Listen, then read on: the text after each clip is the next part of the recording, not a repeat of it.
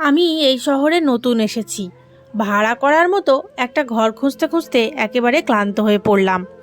অনেক জায়গায় চেষ্টা করলাম, কিন্তু কোথাও কোনো ঘর খুঁজে পেলাম না। শেষমেশ এক বন্ধুর দাদার কাছ থেকে একটা বাড়ির খবর পেলাম। তিনি বলেছিলেন সেখানে এক বিধবা মহিলা থাকেন একা। লোকজন তার সম্পর্কে নানা রকম বাজে বাজে কথা বলে, তাই কেউই তার বাড়ি ভাড়া নিতে চায় না। বন্ধুর দাদার কথা শুনে এবং আর কোথাও ঘর খুঁজে না পেয়ে আমি ঠিক করলাম আমি সেখানেই থাকব। পরের দিন যখন আমি সেই বাড়ির দরজায় কড়া নাড়লাম, তখন সামনে দাঁড়ানো মহিলাকে দেখে আমি একেবারে চমকে গেলাম। কেননা সে তো আমি চুপচাপ ফ্যাক্টরির গেটের পাশে হতাশ হয়ে বসেছিলাম। এখানেই আমার নতুন চাকরি হয়েছে, বেতনও মোটামুটি ভালো, কিন্তু থাকার মতো জায়গা পাচ্ছিলাম না। বুঝতে পারছিলাম না কি করব। আমার সঙ্গে পরিবারের কেউ ছিল না, আর এই কারণেই কেউই অবিবাহিত ছেলেকে ঘর ভাড়া দিতে চাইছিল না। এই শহরটা আমার কাছে সম্পূর্ণ নতুন, আর এখানে তেমন কোনো পরিচিতিও ছিল না। অনেকক্ষণ ধরে সেখানেই বসে ভাবতে থাকলাম। শেষে ক্লান্ত হয়ে খাওয়ার জন্য একটা ধাবায় গেলাম। ক্ষুধা এমন একটা জিনিস যেটা যে কোনো পরিস্থিতিতে মানুষকে সামনে এগিয়ে যেতে বাধ্য করে। আমি ধাবায় বসার কয়েক মুহূর্ত পরেই সেখানে কাজ করা একটা ছেলে আমার কাছে এসে খাবারের অর্ডার জিজ্ঞেস করলো। আমি খাবারের অর্ডার দিলাম, কিন্তু সেখানে বসতে না বসতেই হঠাৎ আমার মনে হলো কেউ যেন আমাকে গভীরভাবে দেখছে। আমি পিছন ফিরে তাকিয়ে একটা পরিচিত মুখ দেখলাম। ভালো করে লক্ষ্য করতেই বুঝলাম এ তো আমার সবচেয়ে ভালো বন্ধুর দাদা রাজীব। কিন্তু ইনি তো বারাণসীতে থাকেন, এখানে রাঁচিতে এলেন কিভাবে? আমি সঙ্গে সঙ্গে উঠে দাঁড়ালাম আর তার দিকে এগিয়ে যেতে চাইলাম, কিন্তু তিনি নিজেই আমার কাছে এসে আমার কাঁধে হাত রেখে বললেন, সমর, তুই এখানে কি করছিস? সব ঠিক আছে তো? আমি হেসে বললাম, এ প্রশ্ন তো আমি আপনাকে করতে চাচ্ছিলাম, যে আপনি এখানে কিভাবে? আপনি তো বারাণসীতে ছিলেন। রাজীবদা বললেন, তুই তো জানিস যে বারাণসীতে আমি একটা ছোটোখাটো দোকান চালাতাম, কিন্তু তাতে সংসার কোনো মতেই চলছিল না। তাই ভাবলাম রাঁচিতে গিয়ে নতুন নতুন কিছু শুরু করি। ভগবানের কৃপায় এখনো পর্যন্ত সব কিছু ঠিকঠাক চলছে, তাই পরিবারকেও এখানে নিয়ে আসার ইচ্ছে আছে। প্রায় 6-7 মাস ধরে আমরা একে অপরের সঙ্গে যোগাযোগ রাখিনি, তাই কেউ কারো খবর জানতাম না।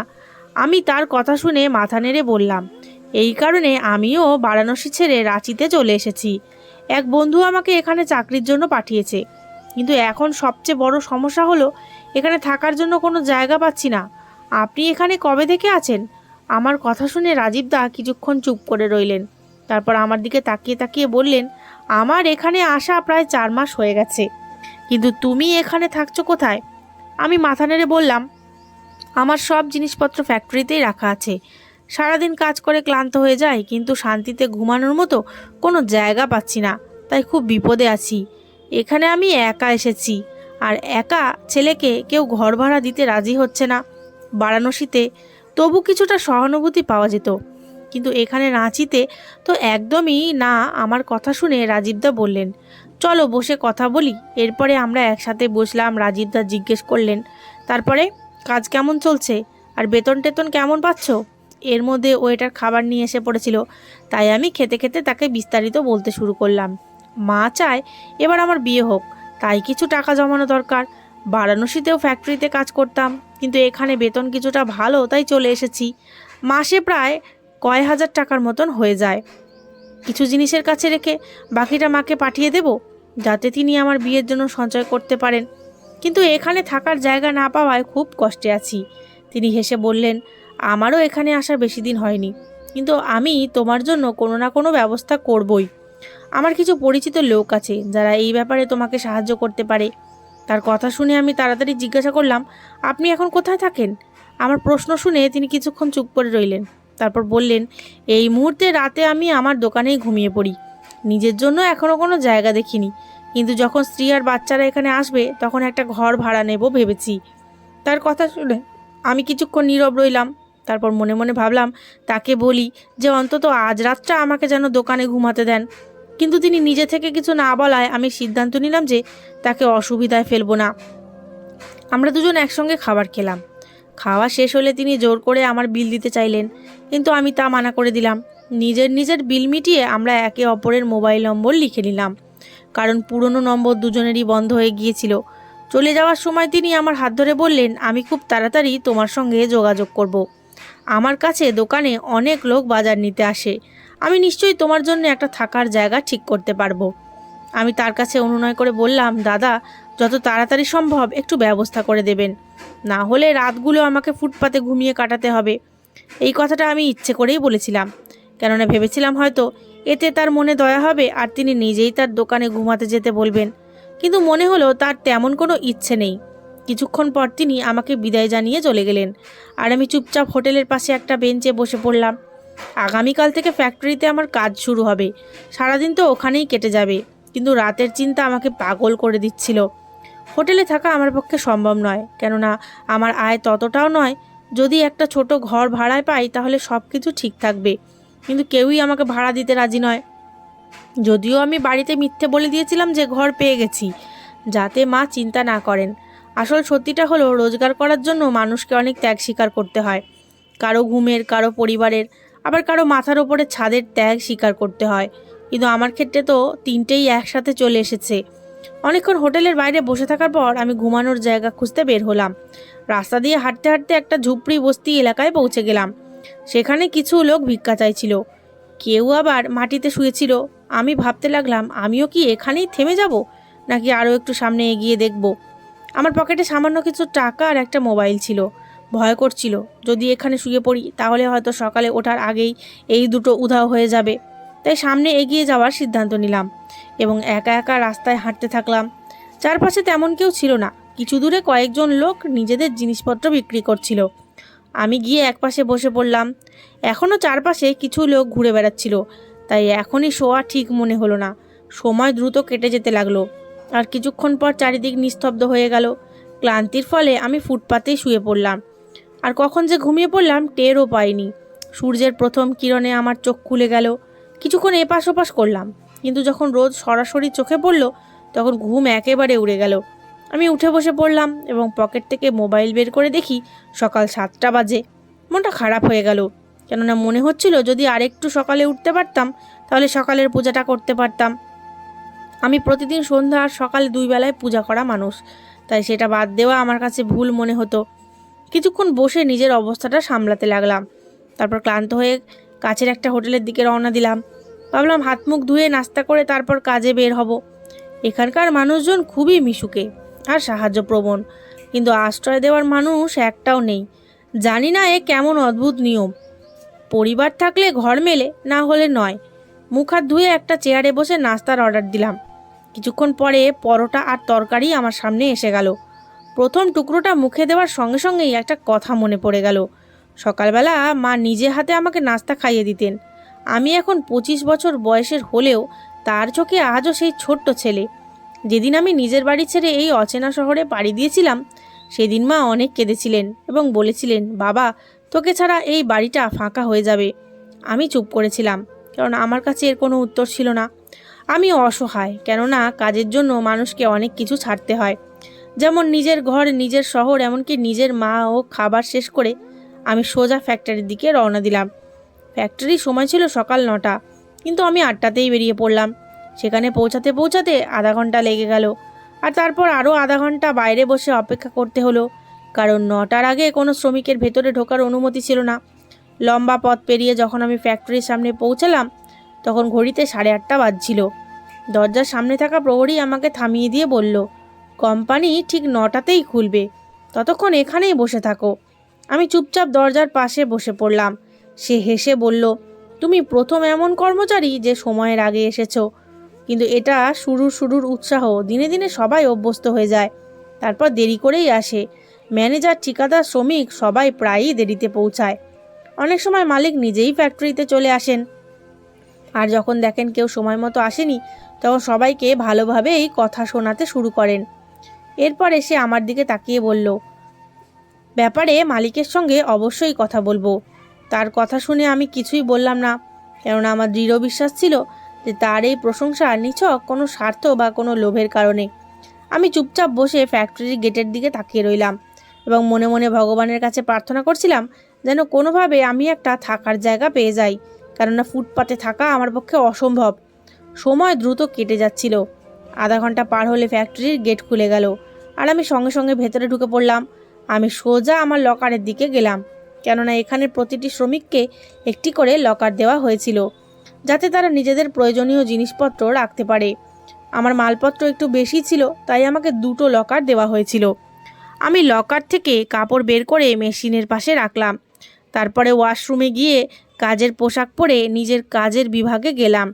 এটা ছিল আমার প্রথম দিন, তাই আমি কোনো ভুল করতে চাইনি। আমি জানতাম না আমাকে কোন মেশিনে কাজ করতে হবে, কিন্তু কাজের সময় খুঁটিনাটি আমি ভালোভাবেই জানতাম। অল্প সময়ের মধ্যেই ফ্যাক্টরির কাজ শুরু হয়ে গেল। কিছু লোক বন্ধুত্বপূর্ণভাবে আমাকে হাই হ্যালো বলল, আবার কিছু লোক আমাকে উপেক্ষা করে নিজের নিজের কাজে ব্যস্ত রইল। আমি আমার ঠিকাদারের অপেক্ষা করছিলাম, কেননা এই চাকরিটা আমাকে আমার এক বন্ধু পাইয়ে দিয়েছিল, যে এই শহরেই থাকে এবং ঠিকাদারের সঙ্গে তার ভালোই জানাশোনা আছে।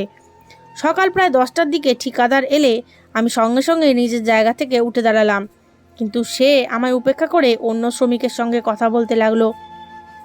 কাউকে বোঝাচ্ছে, কাউকে বকছে, আবার কারো সঙ্গে হেসে হেসে কথা বলছে। প্রায় আধ ঘন্টা পর সে আমার কাছে এলো এবং বলল, সাব্বাস, চৌকিদার বলেছে তুমি খুব সময়নিষ্ঠ, কিন্তু একটা কথা মনে রেখো, আমার উপস্থিতি ছাড়া তুমি লকারের কাছে যেতে পারবে না। তোমাকে 2টো লকার দেওয়া হয়েছে, তাই পরের বার একটু খেয়াল রেখো। মালিকের থেকে ফোন এসেছিল, উনি তোমাকে ক্যামেরায় দেখেছেন। এভাবে আসা যাওয়া করলে চুরির সন্দেহ হতে পারে। আমি সঙ্গে সঙ্গে বললাম, মাফ করবেন, আজ আমার প্রথম দিন, তাই আমি নিয়মগুলো ঠিকভাবে জানতাম না। দয়া করে আপনি আমাকে এখানকার নিয়মগুলো বুঝিয়ে দিন। সে মাথা নেড়ে বলল, এখানে কোনো বিশেষ নিয়ম নেই, শুধু খেয়াল রেখো যেন কোনো ঝামেলা না হয়। তুমি তোমার বাড়ি পরিবার ছেড়ে এখানে কাজ করতে এসেছো, এখন এটাই তোমার কর্মভূমি। এই লোকটা খুব বুদ্ধিমান আর শান্ত স্বভাবের, তার কথা বলার ভঙ্গিটাও খুব ভালো ছিল। আমি কিছু বলার আগে সে আবার বলল, আমি তোমাকে মেশিন অপারেটর হিসেবে রাখছি। তোমার বন্ধুর কাছে শুনেছি তুমি এই কাজে খুব পারদর্শী। আমি তাড়াতাড়ি বললাম, হ্যাঁ স্যার, আমি আগের কোম্পানিগুলিতেও মেশিন অপারেটর হিসেবেই কাজ করতাম, কিন্তু সেখানে কিছু সমস্যা চলছিল, যার কারণে আমাকে সেই চাকরি ছাড়তে হয়েছে। ওরা না সময় মতো বেতন দিত, না শ্রমিকের সম্মান করত। মানুষ না খেয়ে থাকতে পারে, কিন্তু অসম্মানের সাথে কাজ করতে পারে না। আমার কথা শুনে সে মাথা নাড়ল এবং আমাকে মেশিনের দিকে নিয়ে গেল। এটা ছিল একটা বইয়ের ফ্যাক্টরি। এখানে কাগজ আর খাতা আর বই তৈরি করা হতো। চারপাশে বড় বড় মেশিন বসানো ছিল। সে বলল, কাগজের গরমে আমার একদমই ভালো লাগে না, প্রায়ই শরীর খারাপ লাগে, কিন্তু বাধ্য হয়ে এই কাজটা আমাকে শিখতে হয়েছে। এইসব কথা বলতে বলতে সে ধৈর্য ধরে মেশিনের প্রতিটা অংশ আর তার কাজের নিয়ম বুঝিয়ে দিচ্ছিল। আমি মনোযোগ দিয়ে সব শুনছিলাম এবং প্রয়োজন মতো প্রশ্ন করছিলাম। আমি বেশি পড়াশোনা করতে পারিনি, স্কুলের পড়া মাঝপথেই থেমে গিয়েছিল। আমাদের পরিবারে 2 ছোট বোন আর এক বড় দাদা ছিল। পুরো সংসারের দায়িত্ব ছিল বাবার কাঁধে। যদি আমি আর দাদা মিলে বাবাকে সাহায্য না করতাম, তাহলে হয়তো আজ আমাদের নিজের বাড়িও থাকতো না, এমনকি বোনেদের বিয়েও দেওয়া হতো না। ছোটবেলাতেই আমি আর দাদা বাবার কাছে কাজে লেগে পড়েছিলাম। বাবা লেবারের কাজ করতেন, তাই তার মজুরি খুব বেশি ছিল না, কিন্তু আমি আর দাদা মেশিন চালানো শিখেছিলাম, কেননা প্রথম থেকেই বড় কাজের প্রতি আমাদের বিশেষ ঝোঁক ছিল। এই কারণেই আজ আমরা দুজনেই নিজেদের জায়গায় সফল হয়েছি। আমার দাদা পুনের একটা বড় কোম্পানিতে মেশিন অপারেটরের চাকরি করে। তার পদ আমার চেয়ে উঁচু। তবে আমাদের একটা অভ্যেস হলো, আমরা কখনোই একসঙ্গে এক জায়গায় কাজ করতাম না, কেননা আমাদের দুজনের মধ্যে একেবারেই বনিবনা হতো না, প্রায়ই ঝগড়া লাগতো। আমার পরিশ্রম দেখে ঠিকাদার খুব খুশি হলো এবং সে আমার মাথায় হাত রেখে বলল, তুমি বয়সে ছোট, কিন্তু খুব পরিশ্রমী মনে হচ্ছ। আশা করি তুমি এই কাজটা সততার সঙ্গে করবে। সে আরও বলল, যদি তুমি সততা দেখাও তাহলে অনেক কিছু পাবে। আপাতত তোমার বেতন 20,000 টাকা, বোনাসও পাবে, ছুটিও পাবে। শুধু তুমি সৎভাবে কাজ করে যাও, তাহলে কিছুদিন পরেই আমি তোমার বেতন বাড়ানোর জন্য কথা বলবো। এই কথা বলে তিনি নিজের জায়গায় ফিরে যেতে লাগলেন, কিন্তু তখনই আমি তাকে ডেকে বললাম, রামদা, একটু শুনবেন? তিনি থেমে পিছনে ফিরে বললেন, হ্যাঁ বলো, কি ব্যাপার? আমি কিছুক্ষণ চুপ করে রইলাম, তারপর বললাম, এই শহরে থাকার মতো কোনো জায়গা কি ভাড়া পাওয়া যাবে? আমি খুব বিপদে আছি, গত রাতে ফুটপাতে কাটিয়েছি, তাই আজ এসেই কাপড় বদলেছি, কেননা সারা রাত মাটিতে শুয়েছিলাম। অনেক জায়গায় ভাড়ার ঘর খুঁজছি, কিন্তু সবাই ফ্যামিলিওয়ালাদেরই ঘর ভাড়া দিতে চায়। আমার ফ্যামিলি তো কলকাতায়, আমি কোথা থেকে ফ্যামিলি আনবো? আর এখন কোন হোটেলে থাকা আমার পক্ষে সম্ভব না, কেননা আমার আয় তেমন না। আমাকে বাড়িতেও টাকা পাঠাতে হবে, তাই সব টাকা যদি থাকা খাওয়ায় চলে যায়, তাহলে বাড়িতে টাকা পাঠাবো কিভাবে? আমার কথা শুনে তিনি মাথা নেড়ে বললেন, না ভাই, এমন কোনো জায়গার কথা আমার জানা নেই। তোমার কথা শুনে খুব খারাপ লাগছে, তবে আমি চেষ্টা করব। যদি কোথাও কোনো খবর পাই তবে তোমাকে জানাবো। তবে একটা জিনিস খেয়াল রেখো, ফ্যাক্টরিতে কেউ থাকতে পারবে না। একবার এক লোক এমন করেছিল, তখন মালিক তাকে আর তার ঠিকাদারের চাকরি থেকে বার করে দিয়েছিল। তাই তোমার প্রতি সহানুভূতি থাকলেও আমি এমন কোনো ঝুঁকি নিতে পারবো না। আমার ঘরও খুব ছোট, নইলে তোমাকে ভাড়ায় রেখে দিতাম। আমি তাড়াতাড়ি বললাম, না না, আমি সে কথা বলছি না, শুধু যদি কোথাও কোনো জায়গার খবর পান তবে আমাকে জানাবেন। এরপরে ঠিকাদার চলে গেলেন আর আমি আস্তে আস্তে মেশিন চালাতে লাগলাম। সবে কিছুক্ষণ কেটেছিল, হঠাৎ আমার মোবাইল বেজে উঠল। আমি মেশিনটাকে অটো মোডে রেখে ফোন ধরলাম এবং সেখানেই দাঁড়িয়ে রইলাম, যাতে কোনো ভুল হলে সঙ্গে সঙ্গে সামলে নিতে পারি। নম্বরটা অচেনা ছিল, কিন্তু কল রিসিভ করতেই কানে ভেসে এলো এক নরম পরিচিত কণ্ঠ। কেমন আছো সমর? তোমার শরীর কেমন? আমি এক মুহূর্তের জন্য থমকে গেলাম। জানি না কেন এই গলাটা খুব চেনা মনে হলো। আমি তাড়াতাড়ি জিজ্ঞেস করলাম, কে বলছেন? কিন্তু ওদিক থেকে কোনো উত্তর এলো না। আমি কিছুক্ষণ অপেক্ষা করে রইলাম, তারপর বিরক্ত হয়ে আবার বললাম, জবাব দিন, কে বলছেন? আমার মন আর মস্তিষ্ক দুটোই যেন সেই কণ্ঠে আটকে রইল। এটা কি কোনো কাকতালীয় ঘটনা, নাকি সত্যিই কোনো ইঙ্গিত? আমি নম্বরটার দিকে তাকিয়ে আবার বললাম, কে বলছেন? আপনি কি সাবিত্রী পিসিমা? আমি কথাটা শেষ করতে যাচ্ছিলাম, ঠিক তখনই ফোনটা কেটে গেল। আমি আবার সেই নম্বরে ফোন করার চেষ্টা করলাম, কিন্তু এবার নম্বরটা নট রিচেবল বলল। হয়তো মোবাইল বন্ধ করে দিয়েছিল, অথবা যিনি রং নম্বরে ফোন করে ফেলেছিলেন তিনি আমার নম্বর ব্লক করে দিয়েছেন। আমি মাথা নাড়িয়ে নিজেকে বোঝানোর চেষ্টা করতে লাগলাম, এটা কিভাবে সম্ভব। কিন্তু কথায় বলে না, যখন মানুষের মনে কোনো কথা বারবার উদয় হতে থাকে তখন নিশ্চয়ই তার পেছনে কোনো না কোনো কারণ থাকে। প্রত্যেক মানুষেরই কোনো না কোনো বিশেষ গুণ থাকে, আর আমার বিশেষত্ব হলো যদি কিছু হওয়ার থাকে তবে আমি আগে থেকেই বুঝে যাই। যাই হোক, আমি আবার কল করতে যাচ্ছিলাম, ঠিক তখনই ঠিকাদারের গলা ভেসে এলো, তুমি তোমার মোবাইল কাউন্টারে জমা দাওনি? আমি মাথা নেড়ে বললাম, না। সে বলল, যাও তাড়াতাড়ি জমা করে এসো, কাজের সময় এখানে মোবাইল রাখা নিষেধ। আমি ঠিক আছে বলে সঙ্গে সঙ্গে কাউন্টারের দিকে হাঁটতে লাগলাম, কিন্তু মনের ভেতর তখনও সেই কণ্ঠস্বর বাজছিল, হয়তো এটা আমার ভুল ধারণা। আমি কোনো মতে নিজের মনকে বুঝিয়ে দিলাম, কিন্তু যতক্ষণ না মানুষ শিওর হয় ততক্ষণ সে শান্তি পায় না। কাউন্টারের পাশে গিয়ে আমি তাড়াতাড়ি করে মাকে ফোন করলাম। প্রথম রিং, তিনি ফোন ধরে হ্যালো বললেন। আমি বললাম, মা, বাবা আর দাদা কি সাবিত্রী পিসিমার খবর নিতে গিয়েছিলেন? তিনি গভীর শ্বাস নিয়ে বললেন, হ্যাঁ, তুই চলে যাওয়ার পরেই তারা সেখানে গিয়েছিল। তুই তো জানিস তোর বাবা শত চেষ্টা করেও সেই কথাটা ভুলতে পারছে না। আমি আরও কিছু শোনার আগেই ঠিক আছে বলে ফোন কেটে দিলাম। হয়তো এটা সত্যিই আমার ভুল ধারণা ছিল, কেননা এই রকম গলা অনেকেরই হতে পারে।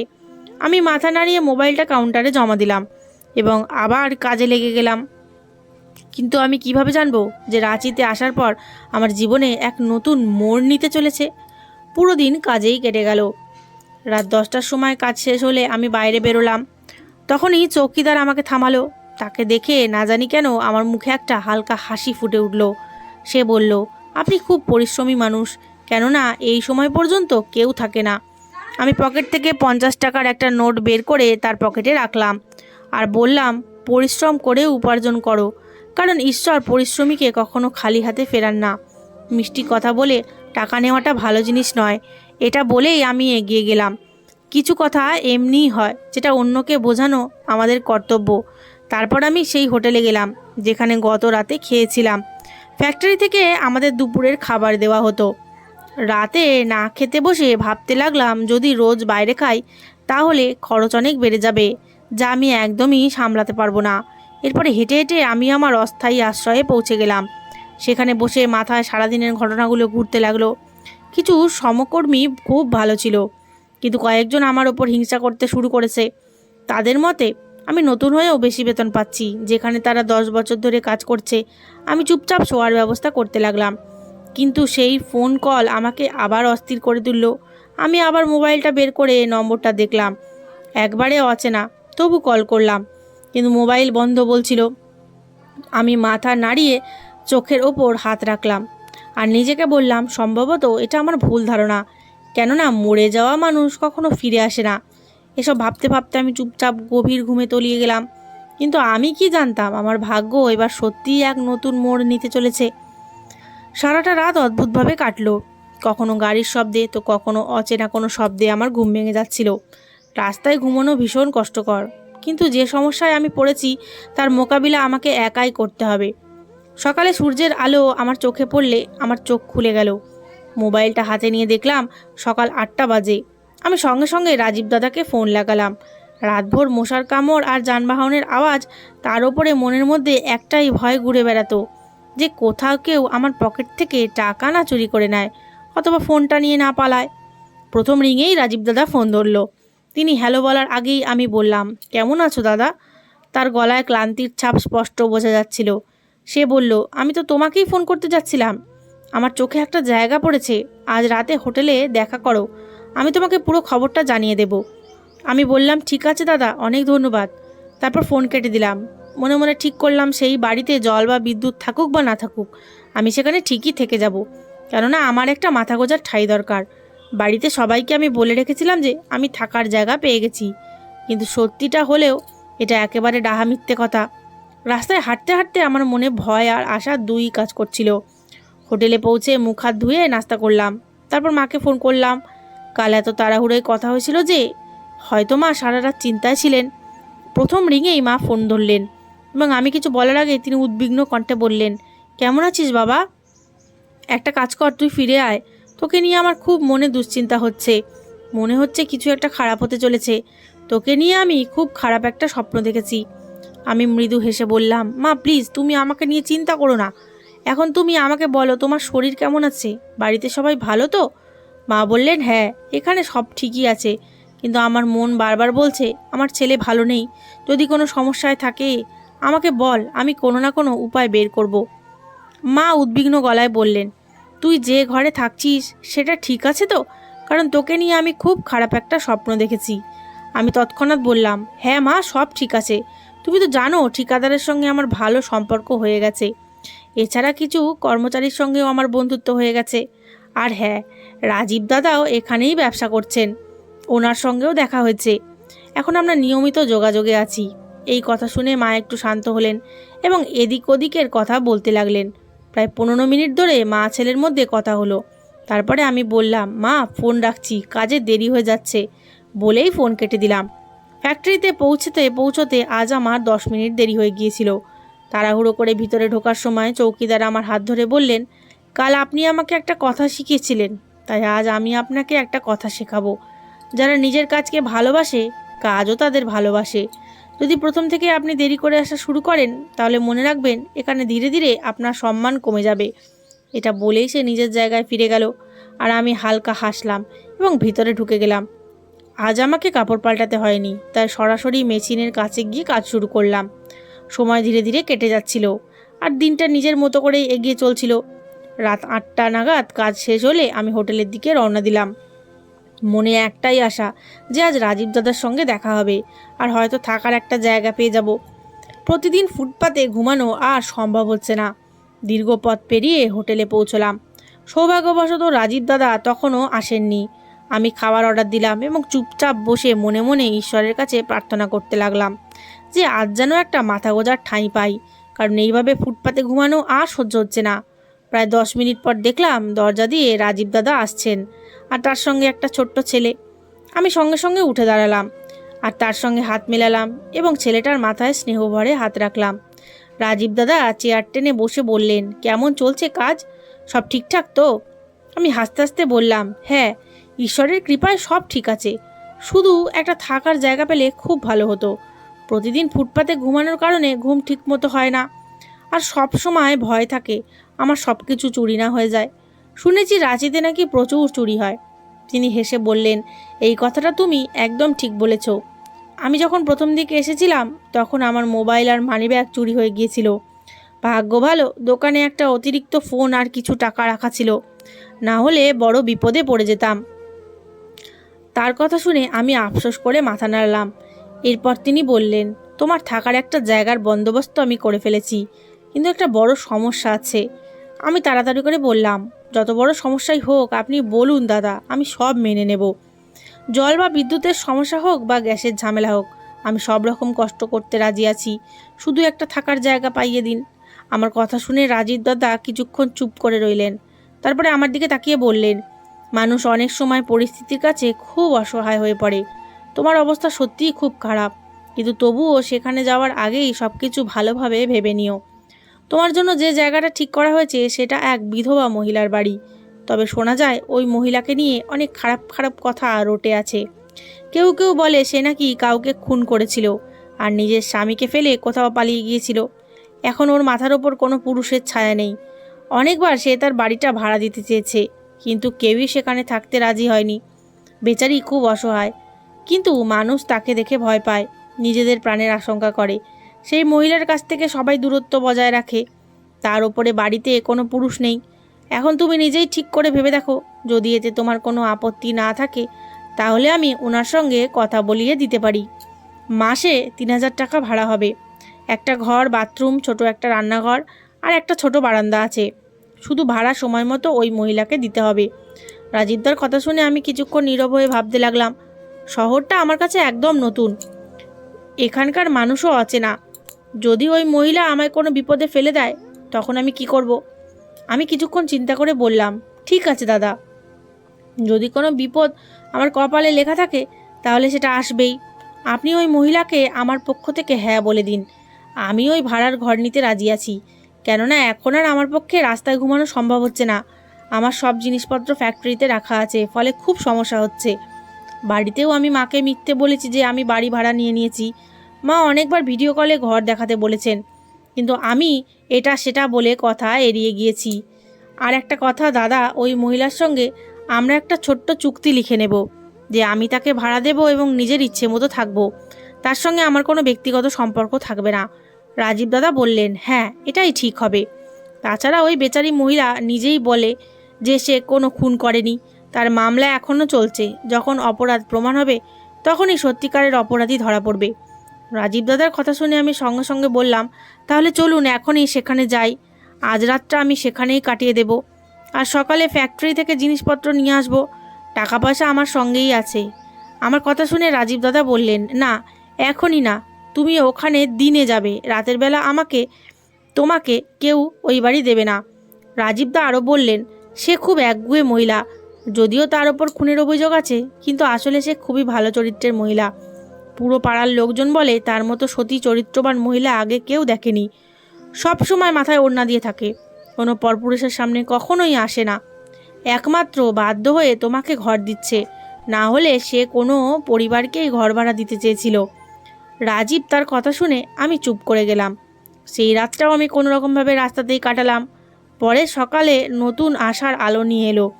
আমি ঠিক করেছিলাম আজ সকালেই আমি ওই মহিলার বাড়ি যাব, কিন্তু রাজীব দা ফোন করে বললেন, দুপুর 2টোর দিকে চলে এসো, তখনই তিনি তোমার সঙ্গে দেখা করবেন। আমি ফ্যাক্টরিতে গিয়ে কাজে লেগে পড়লাম। যখন দুপুর 1টা নাগাদ ঠিকাদার এলেন তখন আমি নিজের ছুটির দরখাস্ত তার সামনে রাখলাম। তিনি খুব ভালো মানুষ ছিলেন, তাই আমার অসুবিধা অনুভব করে সঙ্গে সঙ্গে অনুমতি দিয়ে দিলেন। ঠিক দুপুর 2টোয় আমি রাজীবদার কাছ থেকে ঠিকানা নিয়ে সেই বিধবা মহিলার বাড়ির সামনে পৌঁছে গেলাম। অদ্ভুত এক ভয় আর কৌতূহল বুকের ভেতরটা কাঁপছিল। ভাবছিলাম যদি কোনো ঝামেলা হয়ে যায় তাহলে কি হবে, কিন্তু তারপরেও মনে আশা ছিল সব ঠিকঠাকই হবে। আমাকে এসব গল্পে না জড়িয়ে শুধু নিজের কাজ নিয়ে থাকতে হবে। আমি দরজায় কড়া নাড়লাম। ভেতর থেকে আওয়াজ এলো, দাঁড়াও, আসছি। গলার আওয়াজ শুনে আমি এক মুহূর্তের জন্য থেমে গেলাম। দরজা খুলতেই চোখ তার ওপরে পড়ল। মাথায় ওড়না, সাদামাটা পোশাক আর মুখে এক অদ্ভুত শান্ত ভাব। আমি বিস্ময়ে তাকিয়ে রইলাম। মনে হলো আকাশে যেন আমার মাথার ওপরে ভেঙে পড়েছে, পায়ের তলা থেকে মাটি সরে গেছে। এটা কি কোনো অলৌকিক ঘটনা, নাকি আমার চোখ ধাঁধিয়ে গেছে? কেননা আমার সামনে একজন মৃত মানুষ জীবিত হয়ে দাঁড়িয়ে আছে। আমার মুখ দিয়ে একটাই শব্দ আস্তে আস্তে বেরিয়ে এলো, আপনি আপনি বেঁচে আছেন? তিনি স্তব্ধ হয়ে গেলেন, যেন তার শরীর থেকে প্রাণটাই উড়ে গেছে। আমি আর কিছু বলার আগেই তিনি দরজা বন্ধ করতে চাইলেন, কিন্তু আমি দরজা ঠেলে ভেতরে ঢুকে পড়লাম আর তার হাত ধরে বললাম, আপনি বেঁচে আছেন? তাহলে সেসব কি ছিল? সেই মৃত্যুর খবর, দাহ, সংস্কার সব কি মিথ্যে? তিনি কান্নায় ভেঙে পড়লেন এবং ভেতরের দিকে চলে যেতে লাগলেন, কিন্তু আমি তাকে থামালাম। এরপরে কান্না ভেজা কণ্ঠে তিনি যা বললেন তা শুনে আমার শরীর শিউরে উঠল। আসলে আমার পিসিমা নিজের স্বামীকে নিজের হাতে মেরে ফেলেছিলেন, কারণ সেই মানুষটা মানুষ নয়, একটা দানব ছিল। এক রাতে সে আমার পিসিমার ওপর হামলা করেছিল। তখন আত্মরক্ষার জন্য পিসুমা তার ওপর আঘাত করলেন, আর সেই মুহূর্তেই সে মরে গেল। ভয়ে কান্নায় ভেঙে পড়ে পিসিমা আমাদের বাড়িতে চলে আসেন। আমার মা সব শুনে ভয় পেয়ে গিয়েছিলেন, তাই বাবার কথা না শুনে তাকে বাড়ি থেকে বের করে দেন। কয়েক ঘন্টা পর খবর আসে পিসিমার অ্যাক্সিডেন্ট হয়েছে এবং হাসপাতালে তার লাশ পাওয়া গেছে। অবস্থা এত খারাপ ছিল যে সেই রাতেই তার দাহ সংস্কার করা হয়। তার নামে খুনের মামলা দায়ের হয়েছিল, কিন্তু কয়েকদিনের মধ্যেই সেটা বন্ধ হয়ে যায়, কারণ যার বিরুদ্ধে অভিযোগ ছিল সে নিজেই মৃত। পিসিমা আরও বললেন, যখন তোমার মা আমাকে বাড়ি থেকে বের করে দিয়েছিল তখনই তোমার বাবা নিজের এক বন্ধুকে আমার কাছে পাঠিয়েছিলেন। এরপরে পিসিমা ধীরে ধীরে বললেন, ওটা অন্য কোনো মহিলার বেওয়ারিশ লাশ ছিল, যাকে আমার লাশ বলে পুড়িয়ে দেওয়া হয়। আর সেই রাতেই তোমার বাবা আমাকে রাঁচিতে পাঠিয়ে দেয়। আমার মনে পড়ল, আমি যখন বাবাকে বলেছিলাম যে আমি রাঁচিতে যেতে চাই, তখন তিনি কত রেগে গিয়েছিলেন এবং বলেছিলেন, তুমি সেখানে যাবে না, ওই জায়গার পরিবেশ তোমার জন্য ভালো নয়। কিন্তু আমি তখন নিজের জেদে অটল ছিলাম। না জানি কেন তখন মনে হয়েছিল রাঁচিতে গেলেই সেখানকার পরিবেশ সম্পর্কে সত্যিটা জানা যাবে। আর সত্যিই তাই হলো। যখন এখানে এলাম তখন চোখের সামনে যা এলো তা দেখে আমার পায়ের নিচ থেকে যেন মাটি সরে গেল। আমি পিসিমাকে বুকে জড়িয়ে ধরলাম, আর আমরা দুজনেই ফুপিয়ে ফুপিয়ে কাঁদতে লাগলাম। তিনি ভুল করেছিলেন, কিন্তু সেই ভুলের পিছনে ছিল নিজের আত্মরক্ষার প্রচেষ্টা। আত্মরক্ষায়ও কারো জীবন নেওয়া পাপ, কিন্তু যখন পরিস্থিতি মানুষকে কোণঠাসা করে ফেলে তখন ভালো মন্দের সীমারেখা অনেক সময় মুছে যায়। তবুও সেদিন আমি একটা কথা ভালো করেই বুঝেছিলাম, যে মৃত্যু কেবল তখনই আসে যখন তার কপালে সেটা লেখা থাকে। কেউই সেটা আগেভাগে ডেকে আনতে পারে না, আবার চাইলেও পিছিয়ে দিতে পারে না। সেই ঘটনার পর আমি পিসিমার কাছেই থেকে গেলাম। বাবা অনেক বোঝালেন, তুই চিন্তা করিস না, আমি তোর পিসিমার খরচ পাঠিয়ে দেব, তোকে ভাড়া দিতে হবে নাকি। কিন্তু আমি রাজি হইনি। আমি সেখানেই ভাড়াটা হিসেবে থাকতে শুরু করলাম। ধীরে ধীরে কাজ করতে করতে 3 বছর কেটে গেল, আর জীবন আবার একটু একটু করে স্বাভাবিক ছন্দে ফিরতে লাগলো। জীবন আমাকে শিখিয়েছে মানুষকে সবসময় নিজের সম্পর্কের কদর করা উচিত, কারণ দুঃসময়ে তারাই পাশে দাঁড়ায়। আজ আমি নিশ্চিন্তে বলতে পারি, আমার বাবা যা করেছিলেন তা একদম ঠিক করেছিলেন। তিনি নিজের বোনের মর্যাদা রক্ষা করেছিলেন, তার সম্মান বাঁচিয়েছিলেন। ভুল মানুষ মাত্রই করে, কিন্তু সেই ভুল যদি ইচ্ছাকৃত না হয় তবে ঈশ্বরও তাকে ক্ষমা করে দেন। শেষে আমি শুধু একটাই কথা বলতে পারি যে রক্তের সম্পর্ক কখনো পর হয় না। সময় যতই দূরত্ব তৈরি করুক, যদি হৃদয়ের ভালোবাসা আর আপনত্ব বেঁচে থাকে তাহলে প্রতিটা সম্পর্ক অমর হয়ে থাকে। বন্ধুরা, এই ছিল আজকের গল্পটি আপনাদের কেমন লাগলো অবশ্যই কমেন্টের মাধ্যমে জানাবেন। আমি আপনাদের সকলের কমেন্টের উত্তর দেওয়ার চেষ্টা করব। চ্যানেলে নতুন হয়ে থাকলে চ্যানেলটি সাবস্ক্রাইব করে বেল আইকনটি প্রেস করে দেবেন, যাতে পরবর্তী গল্প সবার আগে আপনার কাছে পৌঁছয়। ধন্যবাদ।